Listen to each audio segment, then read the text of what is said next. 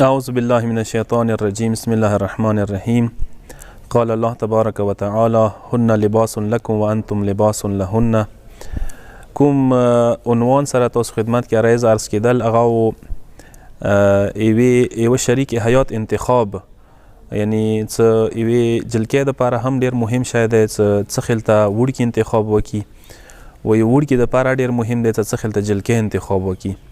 زندګۍ کې یقینا انتخابات یمو ډېر دي، څه مختلف شین انتخاب کوو، سکول انتخاب کوو، سبجیکټ انتخاب کوو، دوست ملګری انتخاب کوو، خونې انتخاب کوو، یونیورسټۍ کالج انتخاب کوو، هاسټل انتخاب کوو، یو شهر انتخاب کوو.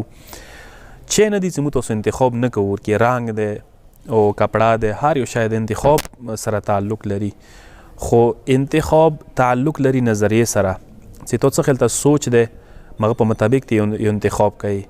یو ښه سوچ والا کس، یو مضبوط سوچ والا کس ښه انتخاب کوي همیشه دپاره، که هغه کپړو کې وي، جامو کې وي، که هغه خونې کې وي، که هغه یونیورسټۍ کې وي، که هغه زندګۍ کې وي، که هغه هر شي انتخاب وي. خو یو ګران انتخاب، یو صحیح انتخاب، یو اصلي انتخاب چې زندګۍ کې دی هغه د شریک حیات انتخاب دی.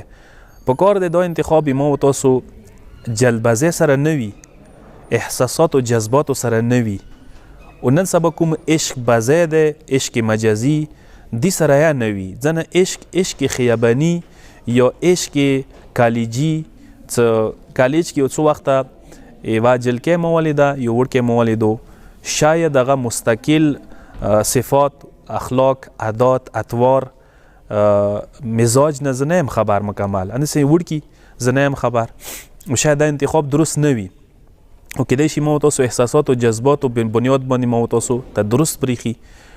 او ډېر داسې کسان یا اوس کوم رشتې څه عشق او مینې محبت بنیاد باندې کیږي هغه د ناکام کیږي، خو دا حقیقت نه دی څه همیشه دپاره دا شی وي. خو کافي حد تک دا خبره درسته ده چې کومو کسانو احساسات او جذباتو نه کار خستی وي، هغوی جلبزۍ نه کار خستی وي، هغوی درسته فیصله نه وي کړي. لذا قرآن یوه آیه داسې دی چې هغه کې ډېر زیات نکتې پټې دي، چې هغه نه زه څو نکتې تاسو خدمت کې ذکر کوم. پروردګار عالم یې څه ښځه شوهر دپاره، شوهر ښځې دپاره لباس دی. نو که لباس نه تاسو سوچ وکړو ډېرې نکتې ونه روځي. یوه نکته دا دی که څه لباس چې انسان واچوي انسان دپاره آرامش او سکون باعث جوړیږي.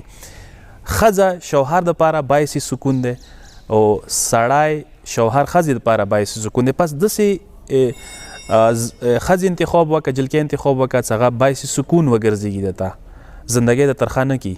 همداسې داسې سړي انتخاب وکړه چې هغه سکون او خوشحالۍ باعث درته وګرځېږي، زندګۍ د نه ترخه نه شي. دویمه نکته دا دی چې هغسې لباس ته واچوي چې هغه صحت والا لباس نه وي، مطلب ګنده لباس وي، نو هغه نه ته بیماریدایه شي. همدې سره یوه بده ښځه، یو بد سړی انسان بیماروای شي، انسان ټول عمر ورسه بیمار وي، بیا انسان ټول عمر ورسه پریشان وي چې هغه بدو صفات ولري. نو د بیماري کسه لباس کې بیماری دا دی چې بیمار لباس دی چې هغه ګنده وي، نجس وي، هغه کې مثلا جراثیم ورکوي، هغه ته بیماری.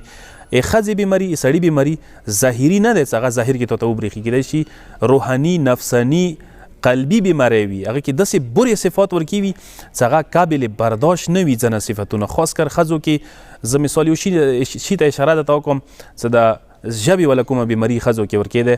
ځنه ښځې ډېرې اوږدې ژبې لري، ډېرې خطرناکې ژبې لري چې هغوی پیغورونه، لغتونه، ځنه خبر انسان بیخي برداشت نشي کوی. کیدای شي تو یو غشی برداشت کړي چې هغه یې تو بدن باندې ولګي، اما یې ښځې ځنه خبرې ته برداشت نه کړي. سوچ په وکړه چې نرمې لهجې والا ښځې انتخاب وکړي چې زندګي د اوسه نرمه وي. او بله خبره دا چې لباس انسان چوي، انسان عیب پټوي. داسې ښځې انتخاب وکړه چې هغې ته عیب پټ کړي، داسې شوهر انتخاب وکړه چې هغې ته عیب پټ کړي، عیب د اوسه پټ شي، نه څه عیبونه څرګندوي. او لکه څنګه لباس انسان رچي، لباس حفاظت کوي، لباس رچي تا حفاظت کوي. شوهر ته پکار دی ښځې حفاظت وکړي، ښځې ته پکار دی شوهر حفاظت وکړي. هر حال کې، تنګ دستی کې، غریبانۍ کې، امیرۍ کې، هر یو حالت کې شوهر دپاره محافظه وي. شوهر مال حفاظت وکړي، شوهر عزت حفاظت وکړي، شوهر اولاد بچی او حفاظت وکړي، شوهر د راز او حفاظت وکړي. او بل لکه څنګه یو ښه لباس یوه نکته دا ده یو ښه لباس لکه څنګه انسان دپاره باعث عزت دی، بد لباس انسان دپاره باعث ذلت دی. اندې شان یوه ښه ښځه انسان دپاره باعث عزت جوړیږي، یوه بده ښځه انسان دپاره باعث ذلت جوړیږي. اندې شان شوهره دی، یو ښه شوهر باعث عزت دی، یو بد شوهر باعث ذلت جوړیږي عمر بر انسان دپاره.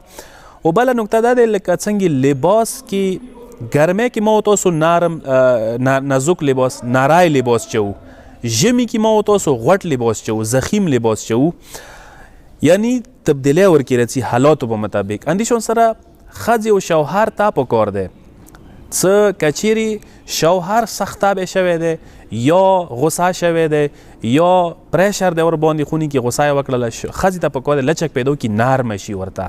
اندې شان سره که چیرې ښځه خوني حالاتو نه بچیو شیطانیو نه بچیو دیکبال نه بچیو تکلیفونه مصیبتونه، حقیقت دی خوني کارونه ډېر آسان نه دي، ډېر ګران کارونه دي، تکلیف کې دی هغه ته غصه راغلی دی، هغه که چیرې غصه وکړه پکار دی شوهر ورته نرم شي، داسې زندګۍ به تېرېږي. یعنې که چیرې زندګۍ کې لچک ورکړي وي عالي وه زندګۍ تېرېږي. نو هغه نه علاوه یو بل شی څه ذکر کوم لباس په باره کې، که لباس که چیرې غیر مناسب لباس وي نو انسان کار نشي ورسه کوی، انسان کار دپاره مانع و رکاوټ جوړېږي. مثلا که ته ډېر ستر لباس واچوې، غوټ لباس وي څه هغه ته سیسه کېږي، یا ډېر تانګ لباس وي څه هغه ته بدن یې نیولی وي ته کار نشي ورسه کوی، کار دپاره مانع جوړېږي. اندې شان سره یوه غیر مناسب ښځه باعثه جوړېږي څه انسان کار نه زندګۍ نه وغورځوي.